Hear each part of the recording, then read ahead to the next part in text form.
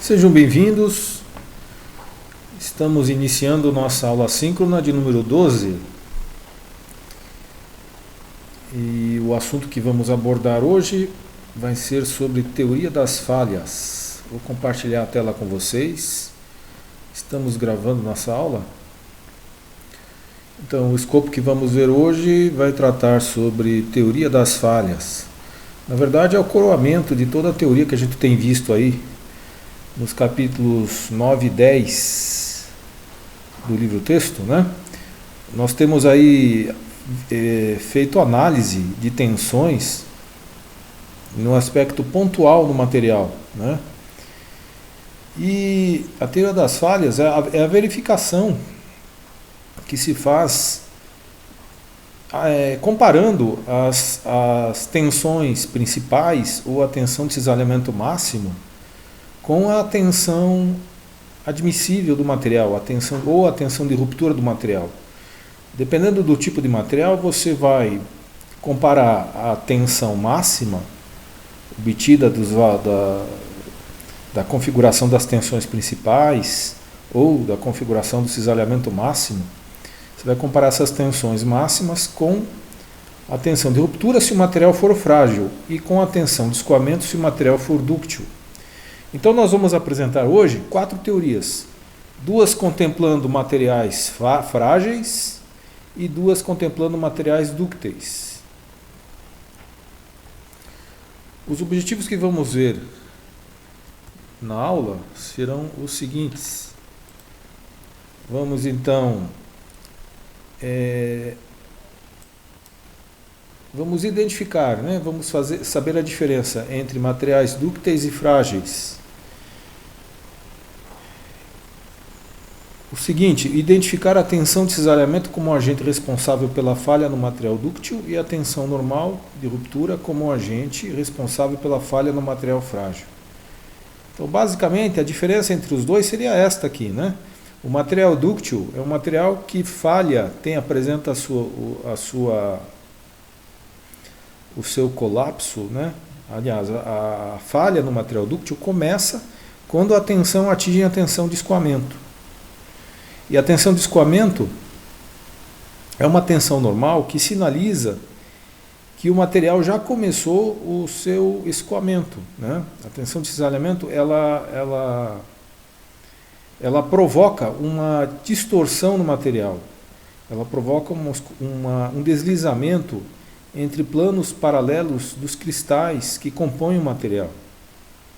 O material dúctil tem que ser um material homogêneo, um material a nível microscópico, o material homogêneo a nível microscópico. Os cristais que compõem os metais não são possíveis de se observar a olho nu.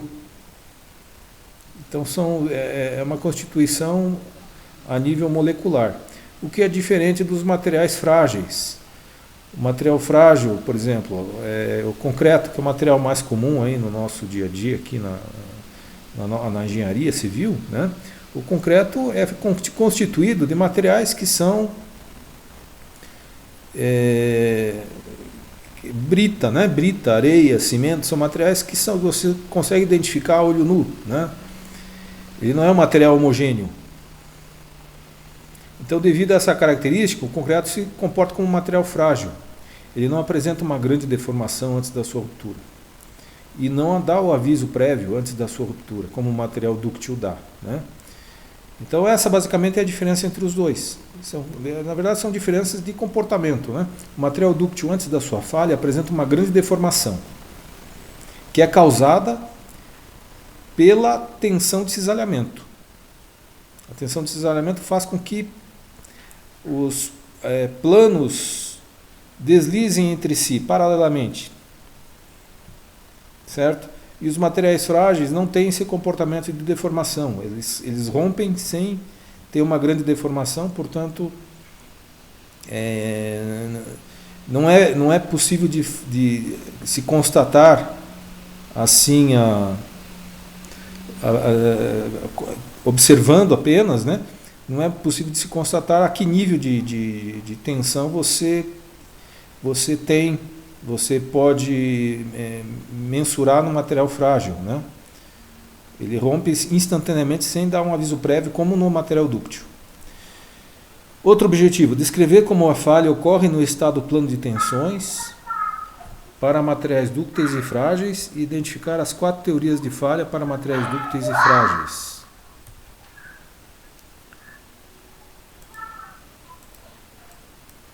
Só um minutinho.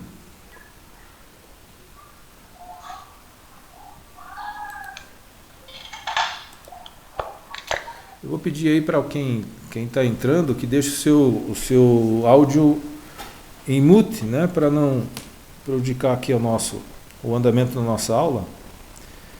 Obrigado. Então, vamos descrever a falha, como ela acontece no estado plano de tensões para materiais dúcteis e frágeis. E identificar as 4 teorias de falha para materiais dúcteis e frágeis. Por último, analisar a existência de falha em projetos de estruturas sujeitas ao estado plano de tensões ou estado geral de tensões, empregando o critério de falha adequado ao material utilizado. Então, dependendo do tipo de material, se ele tem um comportamento frágil ou dúctil, nós vamos empregar a teoria apropriada, né, ao tipo de comportamento que o material apresenta. Se o material é dúctil, vamos considerar aí uma teoria de falha para material dúctil. Se for material frágil, vamos considerar uma teoria de falha para material frágil. As teorias de falha para materiais dúcteis levam em consideração a tensão de cisalhamento. Já para materiais frágeis, vamos considerar como parâmetro de resistência a tensão normal de ruptura. Então, as 4 teorias que nós vamos ver hoje vão ser essas que estão sendo apresentadas aqui. 2 para materiais dúcteis, né, onde a falha é por escoamento do material. Lembrando que o escoamento é um processo causado pela tensão de cisalhamento. E 2 teorias de materiais frágeis, onde a falha é por ruptura e a tensão causadora, o agente causador da falha é a tensão normal. Então, para materiais dúcteis, vamos ver a teoria da tensão de cisalhamento máximo, ou o critério de Tresca, ou a teoria da energia de distorção, na verdade, a teoria da densidade de energia de distorção máxima, que é o critério de von Mises. Esses 2 critérios levam em consideração a tensão de cisalhamento máxima absoluta, certo? O foco aqui, o agente causador da falha, é a tensão de cisalhamento para as 2 teorias. Para os materiais frágeis, vamos ver a teoria da tensão normal máxima, como o próprio nome já diz, né, o agente aqui, o causador da falha, é a tensão normal, que causa ruptura no material frágil. Ou o critério de falha de Moore, que é um critério especificamente usado para materiais em que as tensões de ruptura para atração ou compressão têm valores diferentes. Que é um caso que é o caso que acontece para o concreto, né? O concreto tem uma tensão normal, a compressão da ordem de 10 vezes maior, do que a tensão normal de compressão, de ruptura, né? Então vamos começar aí com a teoria para materiais dúcteis. A primeira delas, a teoria da tensão de cisalhamento máximo, chamado também de critério de escoamento de Tresca. Ok, então como falamos há pouco, o que causa o escoamento no material dúctil é a tensão de cisalhamento. O que é o escoamento? É quando você, num ensaio de tração simples, aqui você tem um corpo de prova sujeito a um ensaio de tração simples. Se esse corpo de prova tiver uma superfície polida, uma superfície lisa, polida, quando ele começa a apresentar o seu escoamento, que é o início do processo da falha, há aqui uma grande deformação. E se essa superfície for polida, é possível de se observar linhas paralelas a 45 graus em relação à direção da carga. São chamadas as linhas de Luder. Essas linhas mostram que, quando o material começa o seu processo de escoamento, planos paralelos entre si começam a se deslizar. Esses planos ocorrem ao longo do contato dos cristais que formam o material. Observem que essa direção de 45 graus não é por acaso. A gente vai ver daqui a pouco por quê. Então, esse processo de deslizamento que ocorre ao longo dos planos de contato dos cristais que formam o material causam a grande deformação que ele vai apresentar até a sua ruptura. A partir da tensão de cisalhamento, a partir da tensão de escoamento até a ruptura, o material vai sofrer uma grande deformação que vai ser causada justamente por esse deslizamento entre os planos paralelos aí a 45 graus em relação à direção da carga. É isso que provoca a grande deformação do material dúctil. Esse comportamento causado pela tensão de cisalhamento. Ok? Então, o estado de tensão que nós observamos quando você tem aqui um ensaio de tração simples numa barra, seria esse, a tensão uniaxial. Se levarmos o valor dessa tensão à tensão de escoamento, né, nós vamos verificar que a tensão de cisalhamento causadora do deslizamento entre planos paralelos ali, que são aquelas linhas de Luder, seria uma tensão igual à tensão de escoamento, que é uma tensão normal, né, dividido por 2. É possível se verificar isso pelo traçado do ciclo de Mohr para esse estado de tensões, né. Então você tem aqui a tensão σ1, que é a tensão máxima, igual à tensão de escoamento, né. E na outra direção ortogonal, a tensão é 0, não temos tensão aplicada na outra direção, né. Então o σ2 é igual a 0. Temos aqui o diâmetro do círculo, né. O raio do círculo teria o mesmo valor da tensão máxima de cisalhamento, que seria, como é o raio, né, seria metade do diâmetro. O diâmetro tem o valor da tensão de escoamento, então, portanto, a tensão de cisalhamento máximo teria o valor da tensão de escoamento, teria o valor da metade da tensão de escoamento, né? A 45 graus, em relação a essa configuração, teríamos aí a tensão de cisalhamento máximo, que aqui no círculo de Mohr seria 2 vezes o ângulo de 45, que é 90 graus, né? Então a configuração de cisalhamento máximo no círculo seria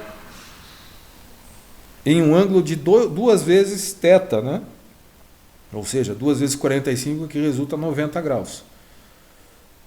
No elemento seriam 45 graus.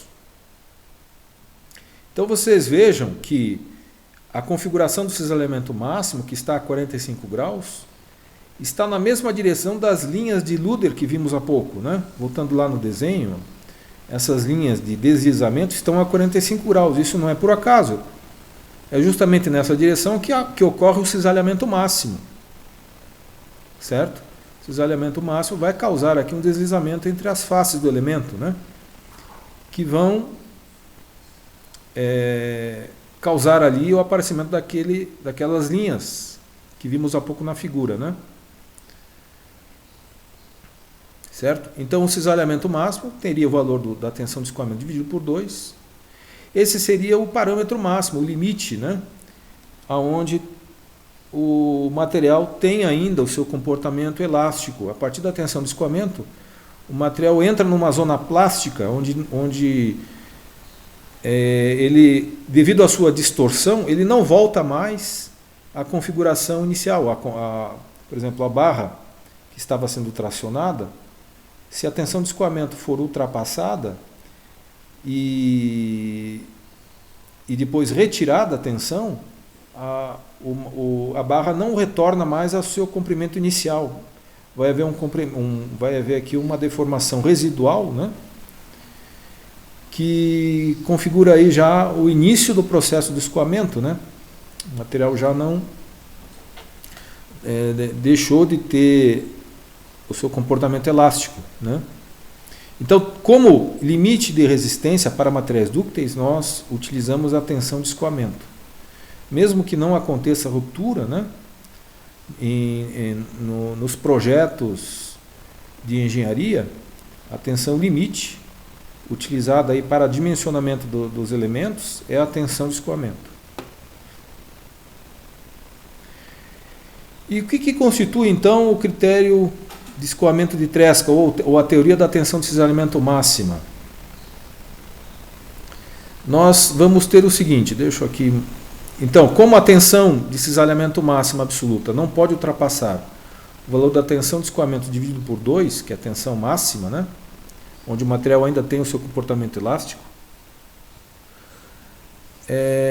trazendo aí para tensões normais, a tensão σ1, se nós aplicarmos aqui a configuração das tensões principais, né, a σ1, teria o seu limite máximo na tensão de escoamento, como o próprio ensaio atesta aqui, o ensaio de tração simples, né? Então, o limite para as tensões normais é a tensão de escoamento,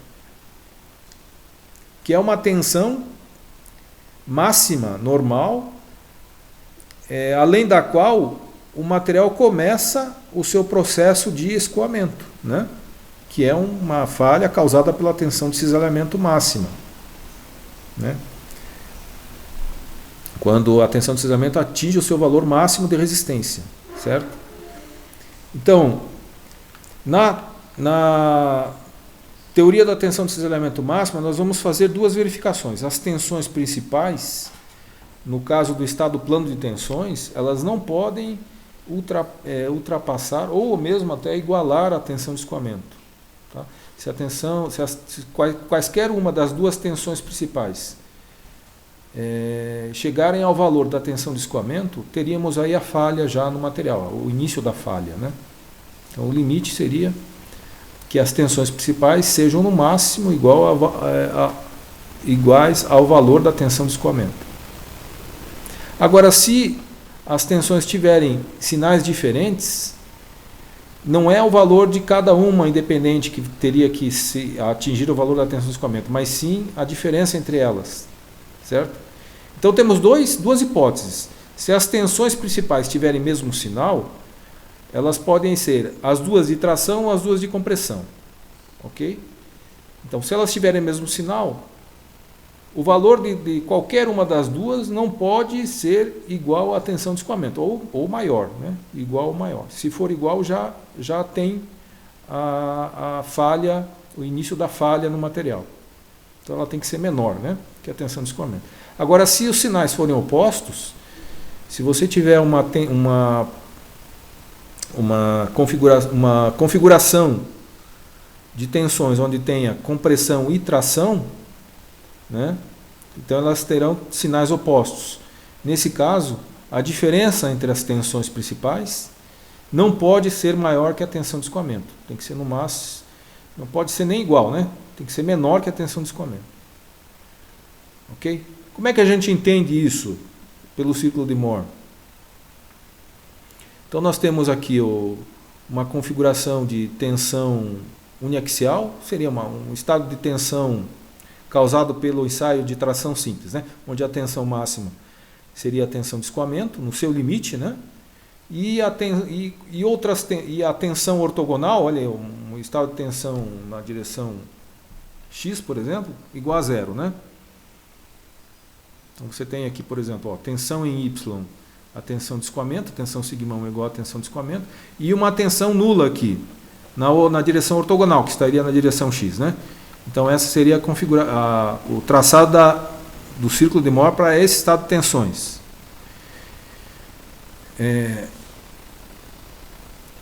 Entendendo isso aqui como sendo um estado geral de tensões, então a tensão mínima e intermediária seria igual a zero, seriam iguais a zero, né? E a tensão máxima seria igual à tensão de escoamento. Agora, se aplicarmos uma tensão de tração na direção x, vamos supor aqui que agora haja na direção x aqui dessa barra, né? Apliquemos aqui uma carga de tração, uma hipótese, né? O que iria acontecer com o estado de tensões aqui, se aplicarmos uma carga de tração na direção x, né? Temos aqui na direção y, tensão igual a tensão de escoamento. Se aplicarmos uma tensão aqui na direção x agora e aumentássemos essa tensão até o valor da tensão de escoamento, como é que seria o comportamento do círculo de Moore no estado triaxial? Seria esse aqui, ó. Então vamos aplicar uma tensão na direção y, né?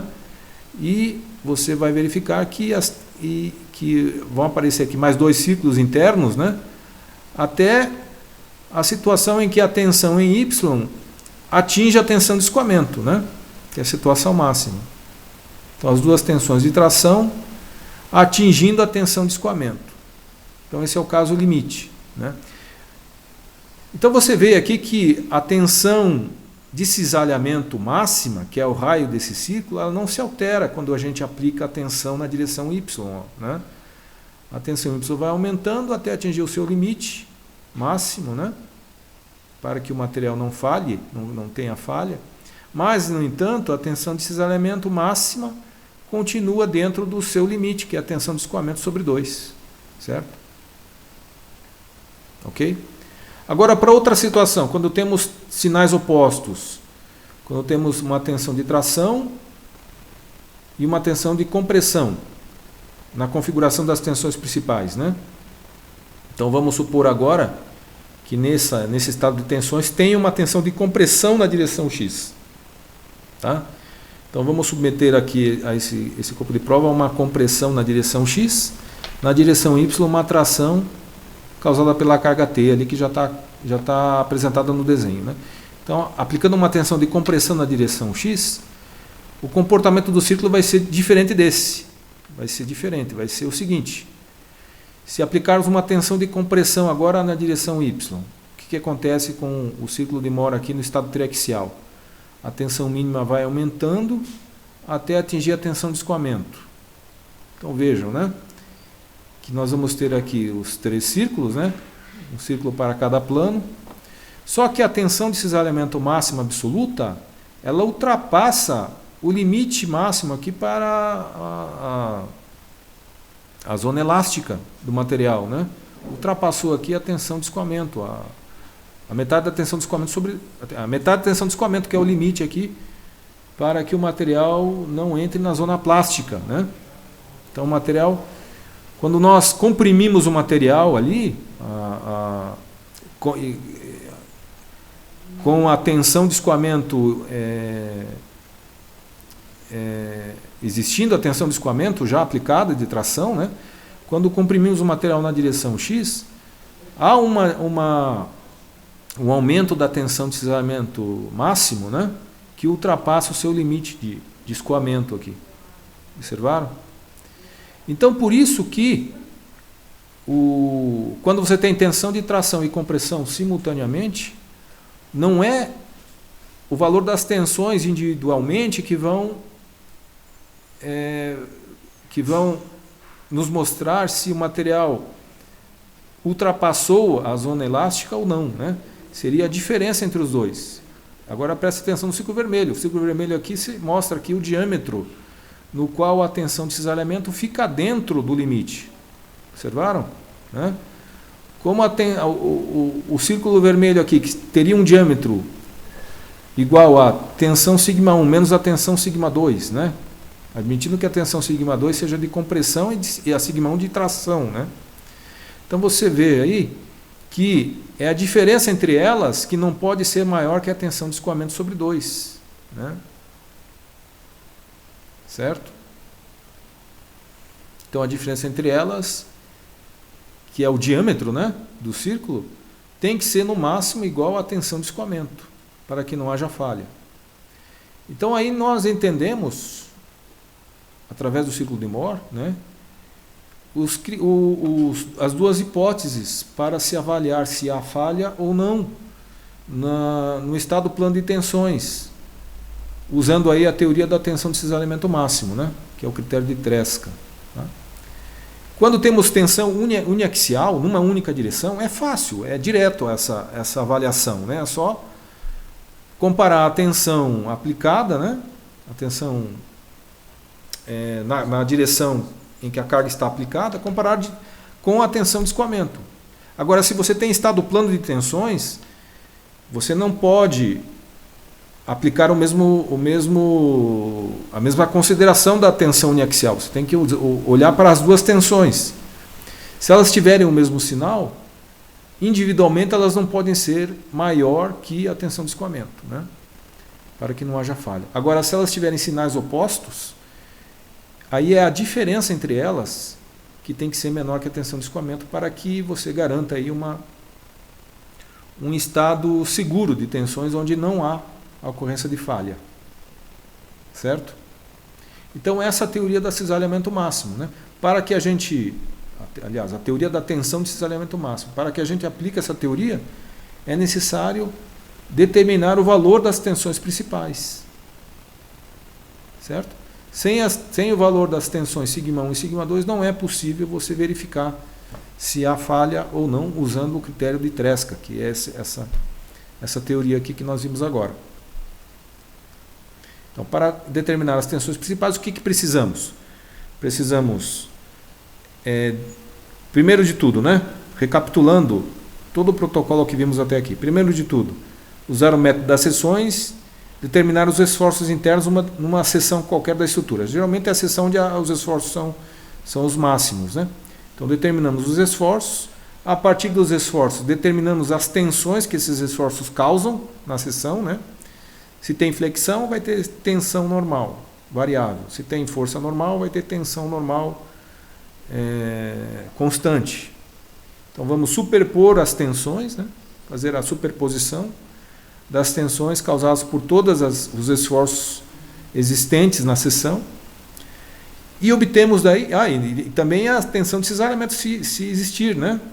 Determinamos a tensão de cisalhamento, aliás, a força de cisalhamento. A partir da força de cisalhamento, determinamos a tensão de cisalhamento. Daí fazemos a superposição dos esforços, né? E determinamos um estado de tensões combinado, né? Onde chamamos de estado de referência, né? Estado de tensões de referência. Daí, a partir do estado de tensões de referência, usando as fórmulas de transformação de tensões ou o ciclo de Mohr, obtemos daí as tensões principais. E com as tensões principais, fazemos a verificação, usando as teorias de falha, né? Fazemos a verificação para atestar se o material atende ou não aquelas cargas que estão sendo aplicadas no elemento estrutural. Então, esse seria o passo a passo aí para nós fazermos a verificação de falha, né? Quando temos aí estado de plano de tensões. Agora vamos para a próxima teoria, que ainda aplicável para materiais dúcteis, né? Que é a teoria da energia de distorção máxima, onde o foco também é a tensão de cisalhamento, né? Porque nos materiais dúcteis o que provoca a falha, o início da falha no material, é a tensão de escoamento, que é causada pela tensão de cisalhamento, né? Então, nessa teoria, o foco agora é a energia acumulada no material quando ele está sujeito a um estado de tensões qualquer, né? A energia vamos aqui representar pela letra U, que na verdade seria uma densidade de energia de deformação, ou seja, seria a energia dividida pelo volume do material, tá? Uma densidade de energia. Então, qual que é a lógica desta teoria? Nós medimos a energia quando o material está sujeito a uma tensão de escoamento. Quando ele está sofrendo, o início do escoamento do material é medida, no início do escoamento do material é medida ali a densidade de energia de deformação, né? E daí marcamos esse valor, né? Esse valor então vai servir como comparação para medir se outros estados de tensão também estão provocando falha ou não no material. Então, outros estados de tensão também vão ter uma densidade de energia de deformação. Se essa densidade de energia de deformação para outros estados de tensão não ultrapassarem a densidade de energia medida na situação onde o material está no início do seu escoamento, né? Se essa densidade de energia não for ultrapassada, então não há falha no material. Essa aqui é a lógica aqui nessa teoria. Então vamos aqui acompanhar aqui o desenvolvimento dela, né? A lógica dela. Então temos aqui um ponto material sujeito a um estado de tensões triaxiais, né? Onde temos somente tensões normais. Então, se medirmos aqui a energia causada por cada uma dessas tensões, né? tensão σ1, σ2 e σ3, nas 3 direções do espaço, né? A energia causada pela tensão σ1 vai ser medida por essa expressão aqui, é a metade da tensão normal vezes a deformação causada pela mesma tensão, né? σ1 vezes ε1. Temos também a energia causada pela tensão σ2, que seria uma outra parcela, né? E a terceira parcela na direção 3, que seria a metade de σ3 vezes ε3. De onde veio essas fórmulas de energia? Se vocês voltarem lá no capítulo 3 do livro, vocês vão ver lá a definição de energia de deformação, né? A energia de deformação é força vezes deslocamento, certo? Então, se você colocar na equação da energia a tensão, que é força vezes área, que é força sobre área, né?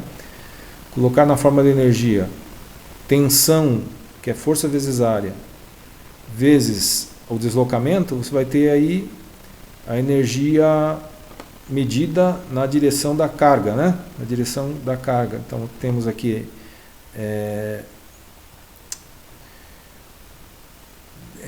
delta U seria a energia absorvida não, acumulada no material, né, quando ele sofre uma carga, quando ele sofre vamos aqui comparar o material como se fosse uma mola, né? Quando você comprime a mola, a mola ela acumula energia potencial, certo? Ela fica ali comprimida, mas a quantidade de força que você empregou para deformar a mola, comprimir a mola, fica armazenada no material da mola, né? Quando você retira a carga, quando você tira a força que você aplica, a mola volta, né? Ela libera aquela energia e volta ao seu comprimento inicial. O material tem esse mesmo comportamento, né?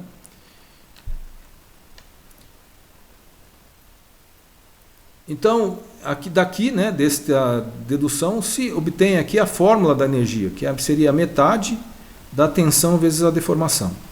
Isso aqui já seria uma densidade de energia, né, onde você divide a energia total pelo volume total do material, né? Então você tem uma densidade de energia de deformação. Recapitulando um pouco mais daquele assunto, né? O modo de resiliência seria a energia acumulada no material até o início do escoamento. Tá? Então, a energia acumulada no material até o início do escoamento é chamado modo de resiliência. E se for medido aí a energia acumulada no material até a sua ruptura, nós vamos ter o módulo de tenacidade, que seria a energia total até a ruptura do material, né? Ok, então a energia seria dada por essa expressão que vimos agora, né? Então, nas 3 direções temos aqui 3 tensões diferentes, né? Então teríamos aí 3 parcelas que são somadas para se obter aí a energia total do material, né? Sujeito a tensões nas 3 direções. Se substituirmos aqui as deformações ε1, ε2 e ε3 pela lei de Hooke generalizada, nós vamos obter aqui uma expressão em função das tensões somente, ok? Vai entrar aqui as tensões σ1, σ2, σ3 e o coeficiente de Poisson. Então essa expressão mediria aí a energia total em um ponto do material sujeito a tensões nas 3 direções, né? Essa energia total pode ser dividida em 2 parcelas, tá? Uma parcela que causa somente alteração no volume, certo? E outra parcela que causa somente distorção. A parcela que causa distorção é devida à tensão de cisalhamento, ok? Quando você tem aqui um material sujeito a tensões normais iguais nas 3 direções, você vai ter aqui um aumento no seu volume, igual nas 3 direções também, certo? Agora, se você retirar a quantidade de energia causada por essas tensões normais iguais, o que sobra é admitido que é a parcela de energia onde somente a tensão de cisalhamento é responsável. Tá? Somente a tensão de cisalhamento seria responsável por essa energia que causaria aqui a distorção. Né? Então são tensões normais que são diferentes entre si. Né? As tensões normais iguais causam alteração do volume. As tensões normais diferentes vão causar distorção no material. E essa energia, essa parcela de energia, seria devida somente à tensão de cisalhamento que vai existir no material aqui, né? Que vai existir nesse ponto do material. Então vamos medir a energia de distorção desta parcela da energia total, né? E vamos levar essa energia de distorção até a condição onde o material começa o seu escoamento. Então, no limite, quando o material começa o escoamento, nós vamos ter aqui uma quantidade de energia de distorção. E essa quantidade vai ser o nosso parâmetro para verificar se o material está falhando ou não. Okay? Então, vamos pegar somente aquela parcela da energia de distorção. Né? Então, vamos pegar aqui a equação da energia total e colocar aqui as tensões normais que causam somente a distorção no ponto material. Né? Onde as tensões normais seriam σ1 menos σ médio, σ2 menos σ médio e σ3 menos σ médio, né? Conforme vimos aqui, na segunda parcela. Né? Essas tensões seriam responsáveis pela energia de distorção unicamente. Então, substituindo essas tensões aqui na fórmula da densidade de energia total, né? Vamos expandir isso aqui e simplificar e vamos obter aqui uma expressão mais simples, né? Que seria então a responsável pela energia de distorção no material.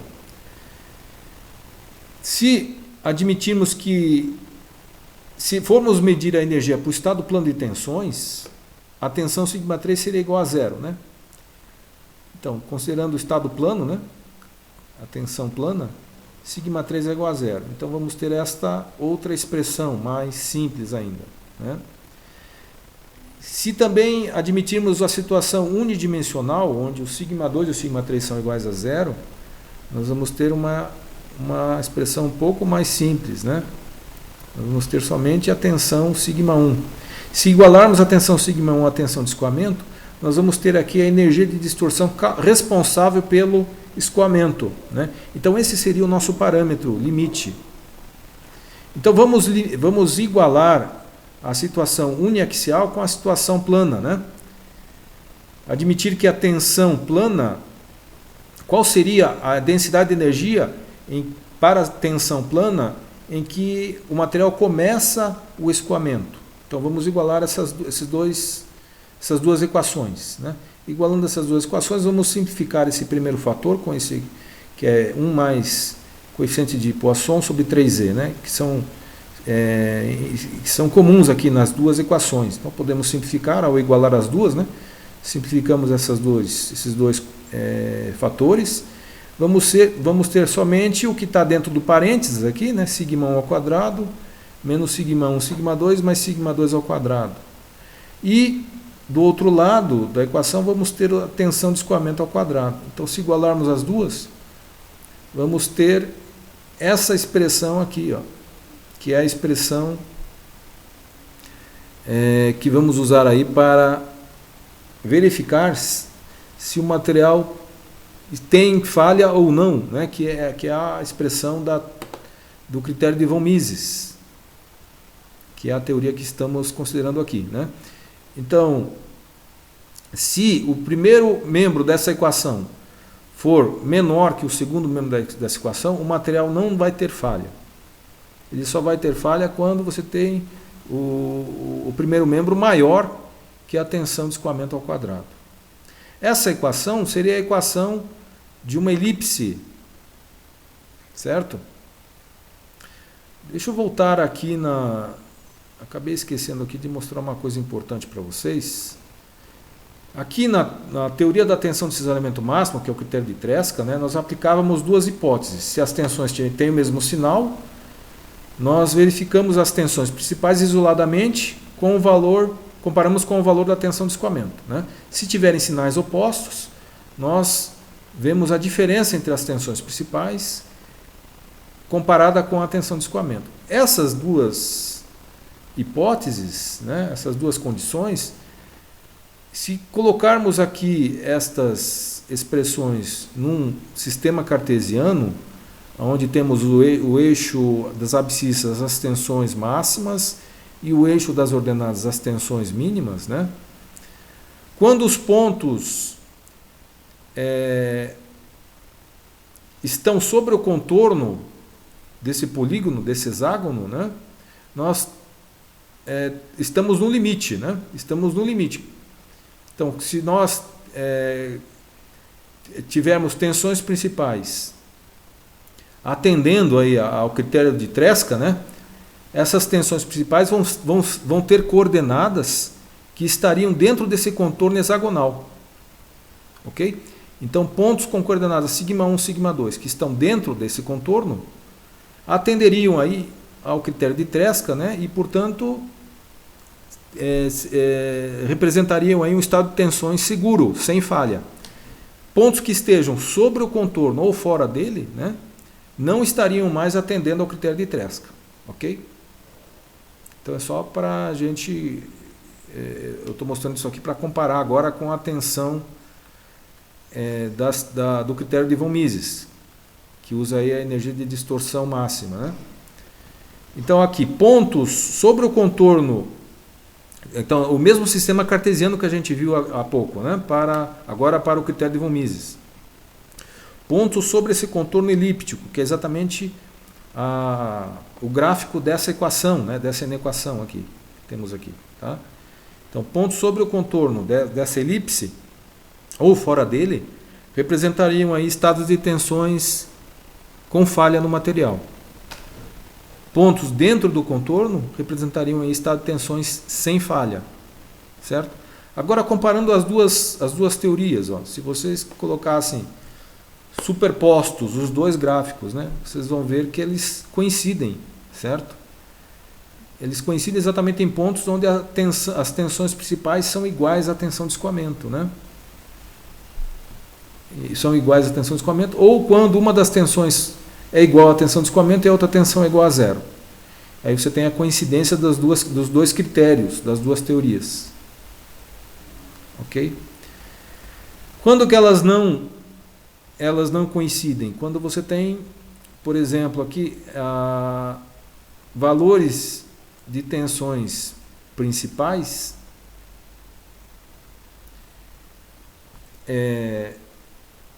elas têm assim, a sua maior discordância quando você tem aqui o cisalhamento puro, que acontece bem nessa situação aqui, quando você tem a tensão σ1 e a tensão σ2 igual a tensão de escoamento sobre 2, né? Certo? A tensão de escoamento sobre 2 para σ1 e a tensão de escoamento sobre 2 com sinal negativo para σ2. Você vai ter aqui uma situação limite aqui para o critério de Tresca, né? Que vai estar aí a uma discordância, né? Do ponto aqui que descreve aí o limite para o critério de von Mises. Seria aqui a discrepância máxima entre os dois critérios, né? Quando você tem um cisalhamento puro. Essa discordância seria de até 15%. Tá? A diferença entre a situação segura para o critério de Tresca e a situação segura para o critério de von Mises. Teria uma discrepância de 15%. Agora, qual dos dois critérios a gente deve adotar como mais preciso? O mais preciso dos dois é o critério de von Mises, é esse que descreve aqui uma elipse, certo? Ele contempla aqui casos mais abrangentes da situação real, né? Do que o critério de Tresca. Então, se houver uma situação onde o material não atende a falha, né, ao critério de falha de Tresca, mas atende ao critério de falha de von Mises, então nós vamos considerar que o material atende, né? Se ele passa em um dos dois critérios, então ele não tem falha. Agora, se ele não atende para o critério de von Mises, automaticamente também não vai atender para o critério de Tresca, né? Porque o critério de Tresca é menos abrangente, né? Ele não considera todos os casos que o critério de von Mises contempla, né? Então esses seriam então os dois critérios usados aí para materiais dúcteis, né?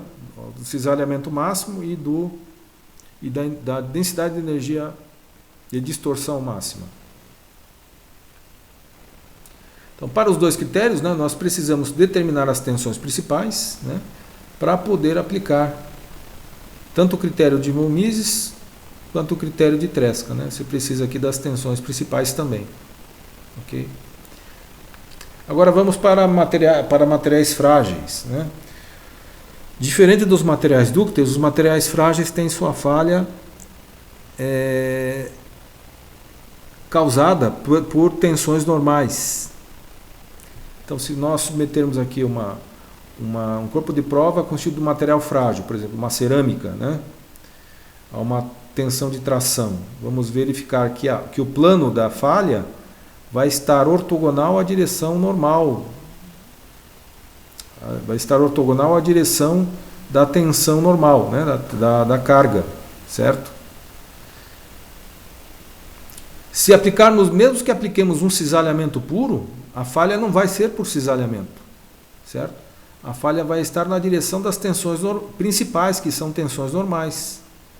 Então, se aplicarmos aqui um material frágil, um cisalhamento puro,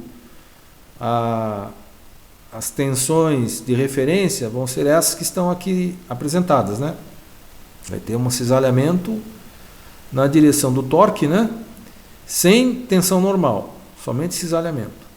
Mas a falha que você vai observar no material vai estar a 45 graus em relação à direção da tensão de cisalhamento.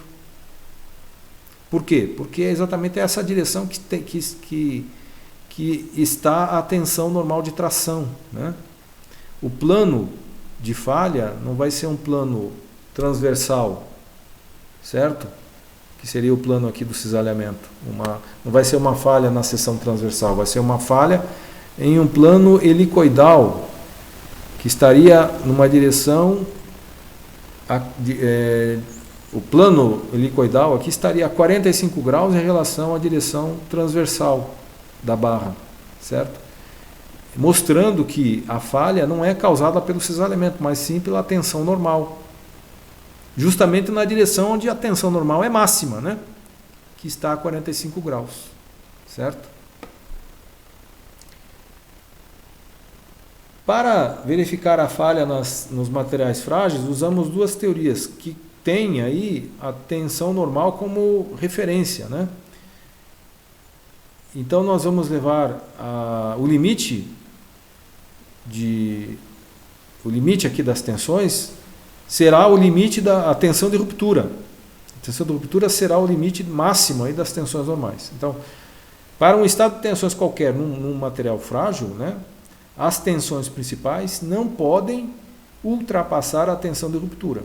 Essa é a única condição aí para que não haja falha. Se representarmos aí as tensões principais num sistema cartesiano, né, vamos ter aí a figura de um quadrado, né, cujo contorno seria o limite de valores de tensões principais para que o material não tenha falha, né? Então, qualquer ponto dentro desse contorno, desse traçado quadrado aí, né, qualquer ponto interno a esse traçado, a esse contorno, representaria um estado de tensões principais, sigma 1, sigma 2, que não apresenta falha. Qualquer ponto sobre o contorno ou fora dele representaria um estado de tensões que apresenta falha. É uma teoria bem mais simples que a teoria para materiais dúcteis, né? Aqui foi verificado em laboratório que as tensões de compressão não interferem nos efeitos das tensões de tração, como acontece nos materiais dúcteis, Vocês lembram que mostramos há pouco que para a teoria da tensão de cisalhamento máximo, quando você aplicava a compressão com tração, né, o ciclo de Mohr aumentava, né, fazendo com que a tensão de cisalhamento máximo ultrapassasse o seu limite de escoamento, né. Aqui não tem esse comportamento. Então, qualquer que sejam as tensões principais, né, sejam de tração ou de compressão, elas individualmente, o limite para que o material não tenha falha é que elas não ultrapassem a tensão de ruptura. Certo? Esse critério que nós falamos aqui, que é chamado critério de Rankine, né, ou teoria da tensão normal máxima, é aplicável quando temos tensões de ruptura, a compressão e a tração com o mesmo valor. Certo? Materiais que apresentam o mesmo valor para a tensão de ruptura, a tração e a compressão, o mesmo valor em módulo, ok? Agora, quando você tem valores diferentes para as tensões de ruptura, a compressão e a tração, que é o caso observado no concreto, né? O concreto tem uma resistência à compressão que é da ordem de 10 vezes maior que a tensão de resistência à tração. Então, nesse caso, o critério de falha mais adequado seria esse, o critério de falha de Mohr. Para aplicar esse critério, precisamos do traçado de 3 círculos em um ensaio de laboratório, né, para o material. Então, vamos traçar 3 círculos. Um círculo onde você tenha um ensaio de compressão simples, em que o material é levado até a tensão de ruptura, né? Então, traçamos aqui o ciclo de Mohr para o ensaio de compressão simples, e o diâmetro desse ciclo vai ser a tensão de ruptura, a compressão, né?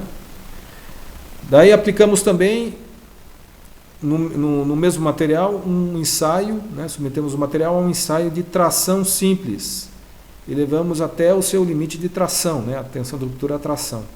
Vamos ter aqui um círculo de Mohr com um diâmetro menor, porque a tensão de ruptura, a tração seria diferente, né, da tensão de ruptura, a compressão. O diâmetro do círculo seria aqui o valor da tensão de ruptura, a tração, né? Como é um ensaio uniaxial, então a tensão mínima aqui é 0 e aqui na compressão a tensão máxima é 0, né? Porque na compressão as tensões têm sinal negativo, né?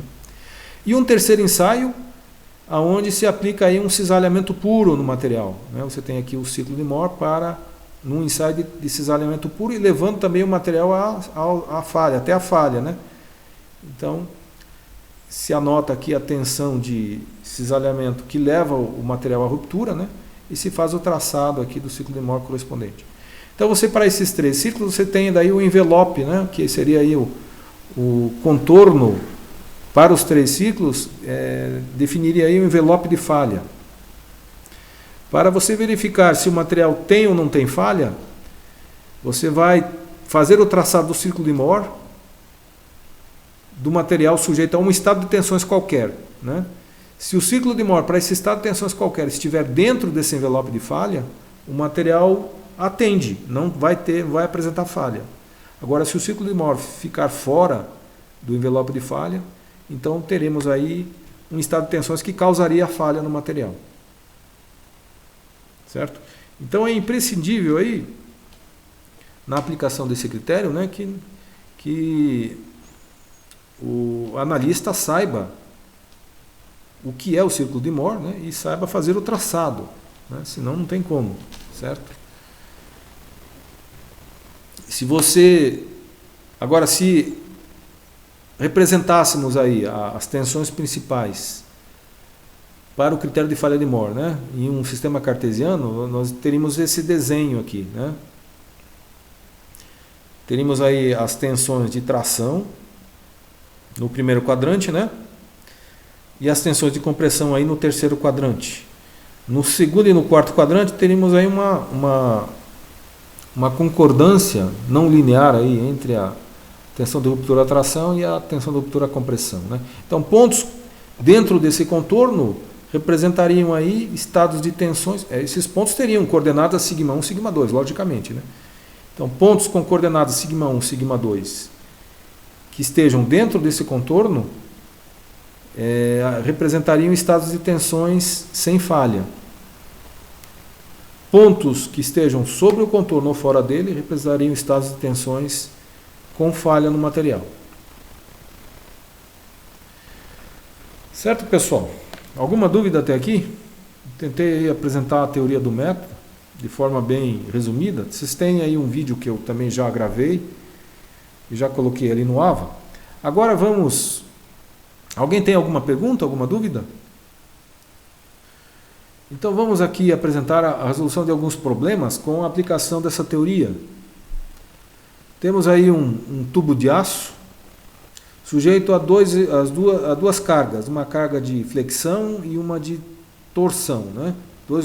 Um momento fletor de 3,5 kN e um torque de 8 kN, né?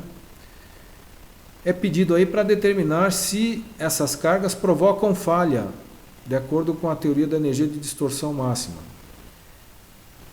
Então, o material é aço, portanto, a teoria de falha seria a teoria que leva em consideração aí a tensão de cisalhamento, ou a energia de distorção máxima, né?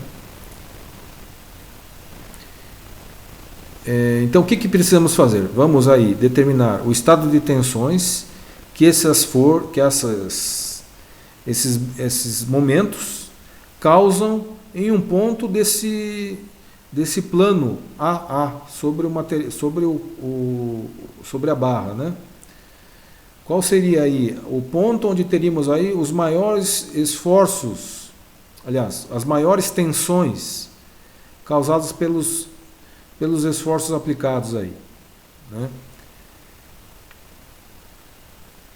Para isso, então, vamos aí determinar as tensões a partir das cargas aplicadas, né? Então, para o torque de 8 kN, né, vai causar cisalhamento na seção transversal. O cisalhamento máximo vai estar no ponto mais afastado do centro, no contorno da seção, né? Então vamos considerar aqui a fórmula da torção, né, que leva em consideração o valor do torque, a distância do ponto até o centro da seção transversal, no caso aqui é um círculo, né, um tubo, dividido pelo momento polar de inércia. O momento polar de inércia seria π sobre 2, que multiplica, como é um tubo, o raio interno, aliás, o raio externo elevado à quarta, menos o raio interno elevado à quarta. Então, colocando aí os valores na fórmula, vamos obter aí o valor da tensão de cisalhamento no ponto A, que está situado lá no topo da seção transversal, certo? Então, cisalhamento de 116,4 megapascais. O momento fletor no ponto A o momento fletor vai causar tensão normal de compressão no ponto A, né? Pela direção do momento, vai ter compressão no ponto A. Essa tensão normal seria calculada pela fórmula da flexão, que é apresentada aqui embaixo, né? Seria o momento vezes a distância do ponto até a linha neutra, que é a distância C, dividido pelo momento de inércia. O momento de inércia de um tubo seria π sobre 4, que multiplica o raio externo à quarta menos o raio interno à quarta. Então, colocando os valores do momento, da distância C e dos parâmetros aí do momento de inércia, né, obtemos aí o valor da tensão normal, 101,9. Então, a tensão de referência no ponto A seria representada nesse cubo, desta forma, né? Teríamos tensão normal de 101,9, aí na direção Y, e tensão de cisalhamento com essa direção de acordo com a direção do torque aplicado, né? Vejam que a direção do cisalhamento aqui concorda com a direção do torque, né? O torque aqui está no sentido, digamos, sentido horário, né? Então, no ponto A, a face à esquerda vai estar orientada para baixo, a face à direita vai estar orientada para cima, conforme a gente vê aqui, né? A face à esquerda para baixo, a face à direita para cima. Estão vendo lá no cubo? Certo? Ao ver aqui o plano, colocando aqui a tensão normal na direção Y, né, você vai ter esse visual aqui no plano, né? Certo? Então, para essas tensões de referência, vamos fazer o traçado aí do círculo de Mohr, né? E obter as tensões principais. Então, para traçar o círculo de Mohr, obtemos a tensão média, que seria a abscissa do centro, né? Menos 50,9. O círculo de Mohr está traçado num sistema cartesiano, onde o eixo das abscissas tem o valor das tensões normais e o eixo das ordenadas o valor das tensões de cisalhamento. O cisalhamento positivo é da origem para baixo, né? Neste plano, o cisalhamento tem sinal negativo. Estão vendo aqui na face à direita, a seta está para baixo. Então, entramos com esse valor aqui na ordenada do ponto A, com valor negativo, então fica para cima da origem, né? Ponto A tem a ordenada 116 e a abscissa 0, porque a tensão normal aqui em x é 0, né? A tensão normal em y é usada aqui para determinar a tensão média, que é a abscissa do centro. Então, a tensão média seria a média das tensões normais. É 0 em x e 101,9 negativa em y, né? A média seria menos 50,9. Então, essa seria a abscissa do centro. O ponto de referência, representado pelo ponto A, teria a coordenada tensão sigma_x, que é 0, ela não existe tensão, não existe tensão em x, né? É nula, é 0. E a tensão de cisalhamento, que é menos 116, portanto, da origem para cima, né? Então, com o centro e o ponto A, temos o raio do círculo, né? Com o raio do círculo, traçamos a circunferência. Dentro da circunferência é possível aqui identificar aqui um triângulo retângulo, né? Com esse triângulo retângulo podemos aqui determinar o valor do raio, usando o teorema de Pitágoras, né? Os catetos aqui seriam, um dos catetos seria a ordenada de A, 116,4, o outro cateto seria a diferença entre o raio e a abscissa do centro, certo? Ou a própria abscissa do centro, na verdade, né? Que é 50,9. Então o raio aí seria de 127,1. Correto? Raiz quadrada de 50,9 mais 116,4. Aliás, raiz quadrada de 50,9 elevado ao quadrado mais 116,4 elevado ao quadrado, né? É a raiz quadrada da soma dos quadrados dos catetos, né? Então, calcula-se o raio e depois as tensões principais. Sigma 1 seria a abscissa do centro mais o raio. Sigma 2, a abscissa do centro menos o raio. Temos aí os valores das tensões principais, né? Então, com as tensões principais, podemos então fazer a verificação usando aí o critério de von Mises, né? Que é a teoria da distorção, da energia de distorção máxima. Então, vocês vejam aqui a expressão de von Mises, que nós vimos há pouco, né? O primeiro membro aqui seria aí consideraria as tensões principais, né? Três parcelas aí, tensão sigma 1 ao quadrado, menos o produto de sigma 1 por sigma 2, mais sigma 2 ao quadrado. O total desta expressão tem que ser menor que a tensão de escoamento elevado ao quadrado. A tensão de escoamento do aço é 250 megapascais, né? Então, calculando aí, você faz a verificação, né? O primeiro membro deu 51.000, o segundo membro deu 62.500. Portanto, ele atende ao critério de von Mises, né? Então, não há falha no material. Certo? É bem simples o critério de falha, né? O mais trabalhoso aí é determinar o valor das tensões principais, né? A partir dos esforços aplicados no elemento estrutural, né?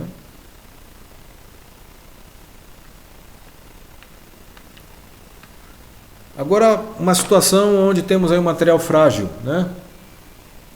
O ferro fundido, apesar de ser um material metálico, né? Ele tem um comportamento frágil. Ele não apresenta uma grande deformação como o aço apresenta, ou como o ferro doce, né? Que é o ferro puro, também apresentaria, né? O ferro fundido é uma mistura de ferro com carbono, uma quantidade maior, né? Que faz com que o material apresente uma característica frágil, né? Um comportamento frágil. Quando você acrescenta carbono no ferro, você aumenta a resistência dele, né? Mas se colocar carbono demais, ele se torna um material frágil. O aço tem carbono também. O aço digamos, a mistura, né, de ferro com carbono também. Só que numa quantidade mais controlada, menor que aqui no ferro fundido, certo? O aço tem ainda um comportamento dúctil, tem uma resistência maior que o ferro doce, mas ainda tem um comportamento dúctil, né? Agora, quando se coloca muito carbono no ferro, o ferro vai passar a apresentar esse novo material da mistura, chamado ferro fundido, vai passar a apresentar um comportamento frágil, né? Então, nesse material ferro fundido aqui, uma barra de ferro fundido, né, é aplicado um torque de 400 Nm. É pedido para determinar o valor do raio, o valor mínimo do raio, para que a barra atenda a esse torque aplicado, né? Se o raio for muito pequeno, o que vai acontecer? A barra vai apresentar falha, né? Então, vamos determinar aqui um raio mínimo, de fazer o dimensionamento da barra para que ela atenda a essa carga aplicada de 400 Nm, que é um torque, né? Uma torção. Então, o que nós vamos fazer aqui? Vamos considerar aqui a tensão de ruptura, né? Porque o material é frágil. A tensão de ruptura dado aqui é 150 megapascais. Vamos calcular aqui as tensões principais. Só que não temos aqui o valor do raio, né? Então vamos colocar as tensões principais em função do raio, certo? Usando aí a fórmula da torção, né? Vamos determinar as tensões, no caso aí a tensão de cisalhamento máximo, né? Com a fórmula de torção, e usando a fórmula usando as equações de transformação de tensões, determinamos as tensões principais em função do raio, né? Então é o que estamos fazendo aqui, ó, né? Então, usando a fórmula da torção, colocamos aqui o valor do torque, né? O valor do raio. No caso aqui não temos o raio, então a distância do centro até o contorno da seção ficaria aqui em função do raio, né? E o momento de inércia também em função do raio. Então a tensão de cisalhamento máximo aqui estaria em função do raio. Na verdade, aqui foi usado o círculo de Moore, não as equações de transformação de tensões, né? Então, para o cisalhamento puro, o centro do círculo de Moore estaria coincidindo com a origem do sistema cartesiano, né? Então a tensão σ1 e σ2 teria aqui o valor do raio. O raio é o quê? É a tensão máxima, né?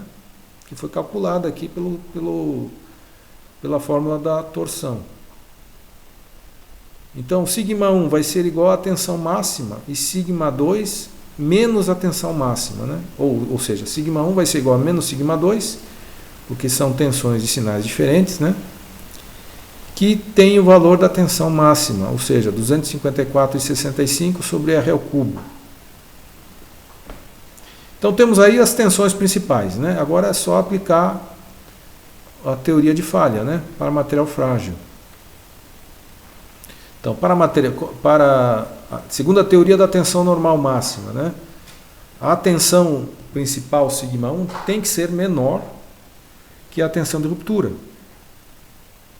Então, a tensão σ1, que é 254,65 sobre R ao cubo, tem que ser menor que a tensão de ruptura do ferro fundido, que é 150 vezes 10 a sexta Newton por metro quadrado. Foi colocado aqui Newton por metro quadrado porque as tensões principais estão em Newton metro, né? Então, cuidado com as unidades. Ok? Sempre compatibilizando, né? Se usar Newton metro no caso aqui o momento, né? O momento foi colocado em Newton metro na fórmula. Então as tensões têm que ficar em Newton por metro quadrado também. Então foi aqui multiplicado por 10 a sexta, né? Que a tensão foi dada em megapascal. Então 150 vezes 10 a sexta Newton por metro quadrado.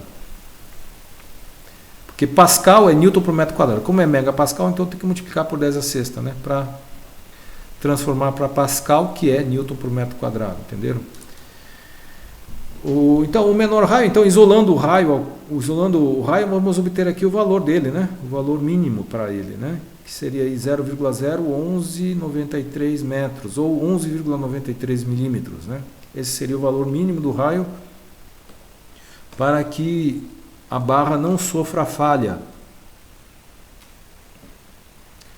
quando submetida àquele torque aplicado lá de 400 Nm, né? Então essa é a resolução do problema, considerando aí a teoria da tensão normal máxima, né? Agora aqui nesse exemplo, vamos aqui fazer uma comparação entre as teorias de materiais dúcteis, né? A teoria da tensão de cisalhamento máximo e a teoria da energia de distorção máxima. Então temos aqui uma barra aqui sofrendo um torque e uma carga de compressão, né? Teríamos aí esse estado de tensões aqui resultante dessas cargas, né? Como é que se obtém aqui o valor dessas tensões? Usando aqui a fórmula da torção, né? Substituímos aqui o valor do torque, do raio da seção transversal, que é meio centímetro, e do momento polar de inércia, né? Que é π sobre 2 vezes o raio elevado à quarta. Então, colocando os valores na fórmula, obtemos aí o valor da tensão em kN por centímetro quadrado, que transformado para megapascal fica 165,5, né? É uma tensão de cisalhamento, porque é causada por um torque, né? Torção causa cisalhamento. Agora, a tensão normal vai ser o valor da carga de compressão dividido pela área da seção transversal, que é a área do círculo, né? 15 kN dividido pela área do círculo nos dá aí a tensão de compressão com sinal negativo, menos 19,10 kN por centímetro quadrado, que em megapascais seria 191. Então você tem aqui as tensões de referência, né? Tensão σx menos 191, tensão de cisalhamento tal xy mais 165,5, de acordo com a convenção que nós adotamos, né? Agora sim, usando a fórmula das tensões principais, né, obtemos aí o valor das tensões máxima e mínima, né? Essa é a fórmula que deduzimos aí duas semanas atrás, né? Então, colocando aí os valores das tensões σx, σy e tal xy, né? Σy é zero, porque ela é ausente aqui, tá vendo? Só tem tensão em x de compressão, então entra com sinal negativo. A tensão σx com sinal negativo. Tensão σy é zero, tensão tal xy 165,5. Com isso obtemos aí as tensões principais. Agora vamos verificar se há falha ou não, usando antes a teoria da tensão de cisalhamento máxima, que é o critério de Tresca, né? Como as tensões principais têm sinais diferentes, né, a diferença entre as duas tem que ser menor que a tensão de escoamento. Então colocamos aqui o valor das tensões σ1 e σ2. Vejam que a tensão σ2 tem um sinal negativo, né? A diferença, na verdade, aqui vai virar uma soma, porque você vai ter o sinal negativo da condição da teoria, né? Que é σ1 menos σ2, e tem o sinal negativo da própria tensão, que é de compressão, né? Então menos com menos dá mais, então você na verdade vai somar os valores, né? Então fica aí um valor de 382,2, que é maior que a tensão de escoamento do material. Esse material é um material, não fala qual material é, né? Só fala a tensão de escoamento dele. Então, como é maior, então, segundo a teoria da tensão de cisalhamento máximo, o material vai apresentar falha, né? Segundo essa teoria. Agora vamos verificar usando a teoria da distorção, da energia de distorção máxima, que é o critério de von Mises. Então você tem aqui a expressão do critério de von Mises, né? Substituindo aí os valores de σ1 e σ2 e da tensão de escoamento, né? Vamos aí calcular, obtemos aí um valor de 118.677,9 no primeiro membro e no segundo membro 129.600.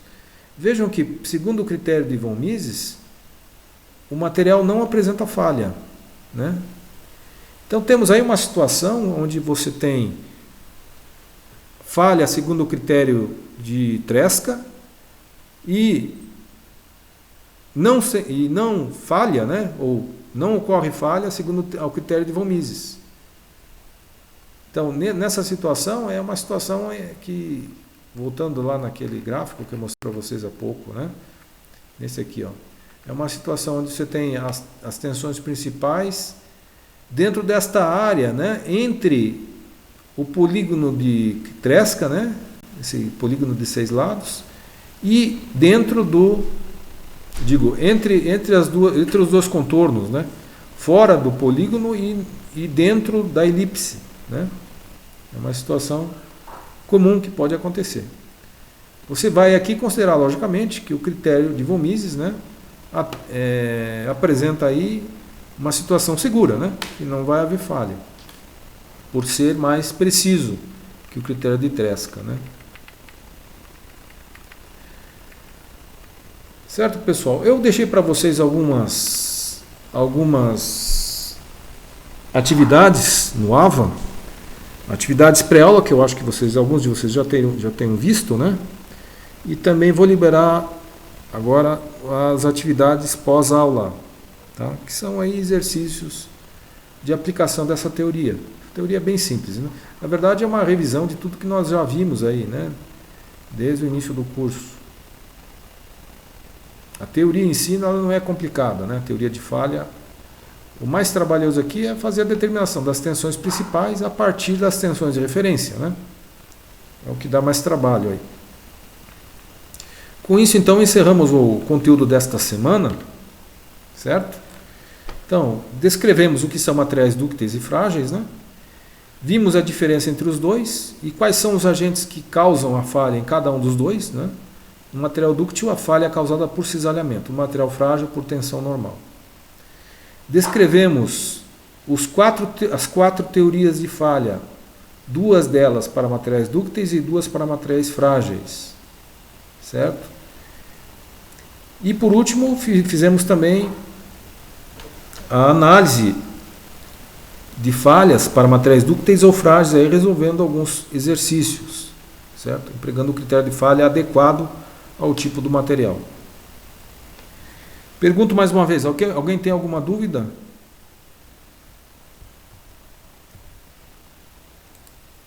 Vocês têm alguma dúvida? Alguma pergunta? Alguma observação? Tudo tranquilo? Tá ok, Lucas. Obrigado aí pela participação. Se não tivermos nenhuma pergunta, então encerramos hoje. Agradeço aí a atenção de todos, tá? Estamos chegando aí no fim do segundo ciclo, né? A nossa prova vai ser daqui 2 semanas, acredito. Então se preparem, não deixem para a última hora, né? Resolvam aí as atividades, que a prova vai estar em consonância aí com os exercícios que colocamos aí nas atividades para vocês fazerem. Professor. Ok? Diga. As provas vão ser na segunda ou na terceira semana de novembro? Eu acho que vai ser na segunda semana. A segunda semana. A segunda semana começa no dia... Deixa eu ver... 7, né? 7 ou 8? O calendário aqui. Deixa eu consultar o calendário. Vai ser no dia... Só um minutinho. Vai ser entre o dia 8 e 15 de novembro, a prova, tá? Entre o dia 8 e 15 de novembro. A semana que vem vai ser o nosso último conteúdo do segundo ciclo, tá? Beleza, então, professor. A semana vai começar dia 8 até o dia 15, até domingo. Tá bom? Ok, pessoal. Obrigado, então, pela atenção, pela participação. Nos vemos aí na semana que vem. Ok? Até lá. Boa semana para vocês.